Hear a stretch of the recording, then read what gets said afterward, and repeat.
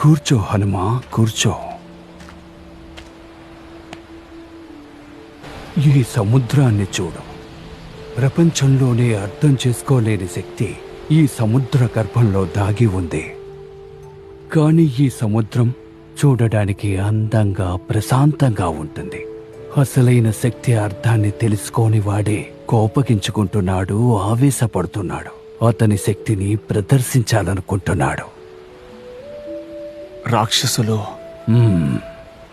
ఇష్టాలు, భయాలు, ఆశ, ఎదురుచూపు ఇవన్నీ రాక్షసుల మనసుల్లో తిష్టవేసి కూర్చున్నాయి. ప్రశాంతంగా కూర్చుని తన మనసు చెప్పేది వినడం లేదు. ఇది చెప్పేది విను, దీని మాట వినద్దు. ఇప్పుడు కూర్చుని ఈ సముద్రపు ఘోష విను.